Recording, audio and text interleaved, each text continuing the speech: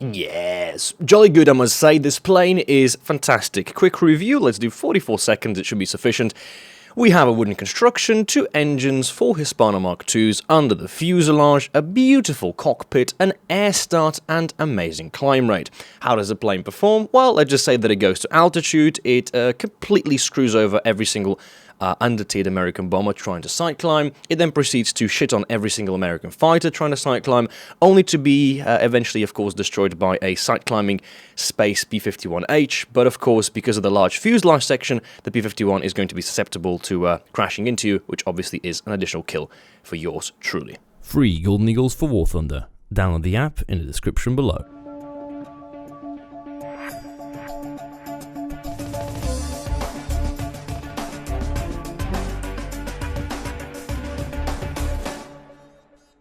Alright, so the Hornet. This thing was interesting. A passive-aggressive plane. You know, you get an air start, you get a really, really powerful engine performance, you can get not just up to altitude, which is where you're already at, you can kind of just go cross-map. For me, it was about a 5, maybe a 7.5 degree climb and just go straight into the enemy. Head-ons are possible. I wouldn't fully recommend them because of the big, weak cockpit and because this thing doesn't tank damage very well. You know, wooden construction and so on. So you don't really want to get hit. You want to be above the enemy and you want to have a lot of speed at all times. It's a classic boom and zoomer, right? Its problem, for me, was twofold. It's that it's passively aggressive. It means that you have to have patience, you gotta have a little bit of stamina. You can't just throw yourself into a 1v1 and expect to get out on top, especially not against maybe like a captured Spitfire Premium. Those things can be very deadly. Against Germans, you know, BFR-9s, even a Focke-Wulf can be posing quite a lot of trouble.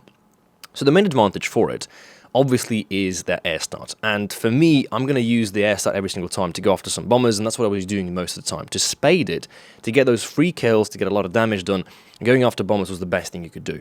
Because you're doing two things. You're getting damage yourself, and obviously your team is going to not have to climb to space in the fighter. The biggest problem I had with the Hornet was actually its guns. And it's not the position, it's not the ammo type, it's just the type of guns it has. It has Hispano Mark IIs. Now, Hispano Mark IIs are found, I believe, on the Beaufighters, which are like, you know, fine planes. I like the Beaufighter, I think Mark 10 and the one before. I just know it has a orangish camouflage. That plane is great, but the Beaufighters outside of, you know, low-tier arcade, I don't remember playing them, and the thing is, the guns that you use at this tier, this is 5.7 by the way, and the planes you'll be facing include stuff like B-29s that I showed in the clip before. And B-29s are, you know, those are pretty advanced aircraft. You know, 50 cals have overall very nice average performance, and what you're doing is, you're shooting guns that you're not used to at this tier. To explain this, every single plane at the BR of, let's say, B-29 or a P-51H, this 5.7, 6.0, 6.3, and exclusively 6.7s, they're all using Hispano Mark Vs. And different guns have different trajectories, they have a different feeling. If nothing else, the pure sound, this will sound nitpicky, but the sound of the guns can sometimes tip your aim off. Weird as it sounds. This was the issue with, I believe, the Hunter when it first came out, because the Hunter was using the same gun sound as the F2 Sabre. But the guns are in different position, different type of guns have different trajectory, different velocity, and it was hard because your brain was subconsciously letting you know, okay, this is how much you should lead. Muscle memory takes over with your hand, but you're not actually hitting. And so it took me quite a long time to learn how these stealth belts performed, because I was flying a plane that I thought would probably have Hispano Mark Vs, but essentially it's using the old variant of the Hispanos. As always, one of the first things I wanted to test out was 1v1 capabilities. So when I had my first shot at being in an isolated 1v1 engagement, I think it was a BFY-9, I took it. I took it because I knew that if I, you know, figure this out early in the game, it will be beneficial when you're trying to go through the whole spading process, because if you get yourself stuck up in the early game, then you know where you can and cannot push the plane. It's not a 1v1 plane.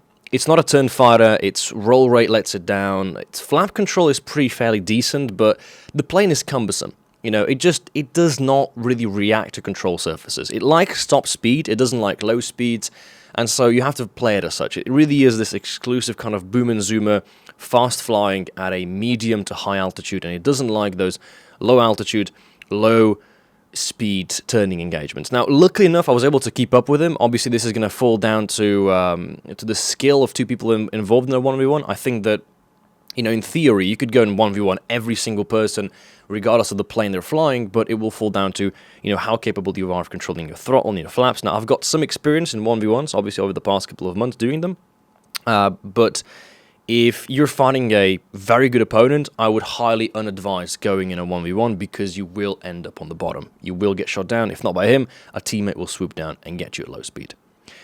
The primary concern that I had when flying the Hornet was this whole, not being able to adapt to getting shots on target.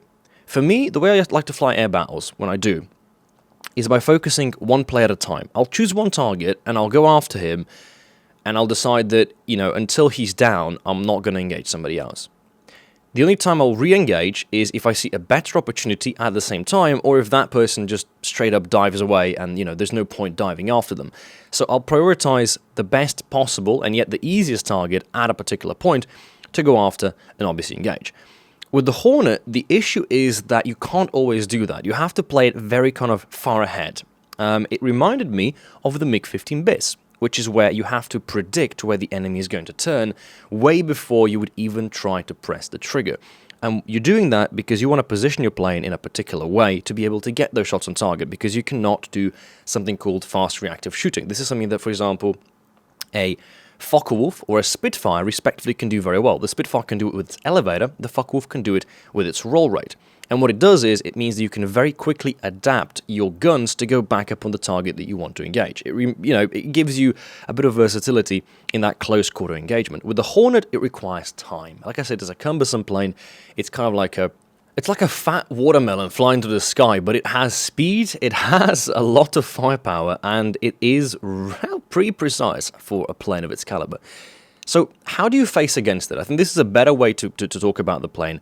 Rather than talk about its strengths, I want to focus on its weaknesses. How can you, get this thing into a position where it's an easy kill for you?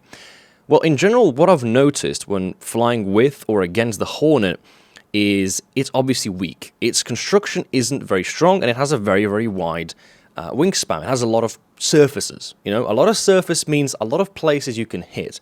Now, a tip for fighting not just against a double-engined attacker or a heavy fighter, but also bombers, is focus one portion of the control surface. Don't just shoot so you hit the enemy. Shoot for a particular spot. I suggest you shoot for the wing spars, you shoot for the ailerons, go for those very, very weak sections of the plane so you maximize the damage you're doing, because the Hornet has a couple of problems. If it loses one of the engines, it's going to become very slow. And I'm telling you this because I had such scenarios where I've had one engine taken out and the other engine was slightly damaged, and I struggled to get back to base, especially because it was also stock. The second biggest disadvantage is obviously going to be lack of altitude. How do we drag players from high altitude to lower altitudes? A couple of tricks to do this, obviously, is going to be below the enemy plane. Now, to bait them down, what I usually do is I like to pop smoke. I like to make myself as, call it cocky, call it arrogant, but players do tend to react to it. Now, it does help being a YouTuber, having a name, but trying to get them down to your altitude is your best bet of eliminating them. This is where the trick comes in with energy trapping. You don't want them to just dive down on you. You want them to dive down and almost level out with your altitude. What happens at that point is they're still going to have the speed, but the potential energy, if I remember physics correctly, potential energy at the given altitude is going to be roughly the same, which means you've nullified one of his advantages, which was altitude. He's converted altitude into speed, which means the only advantage he has at that point is position, because he's engaging you, and obviously speed. Now we got to get rid of speed, and we've nullified the energy. We've given ourselves an equal energy state. So what we do is, you want to go and do one of three things, if not all three. You want to go into a slight turn. You also want to go slightly upward to force him into as much maneuvering to slow down his speed. And you also want to try to bait him into a position where he feels comfortable shooting. If he can shoot at you, but not actually physically hit you, what you're doing is you're making sure he's slowing down even further, because every single time you fire the guns, that's obviously, reverse thrust and you're losing some speed.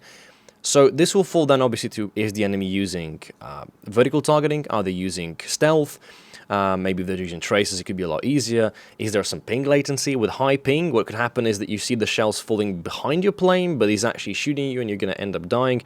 There's a little bit of risk you always have to be willing to take, but that's what defensive flying is about. It's about taking the risk and obviously coming out on top every once in a while.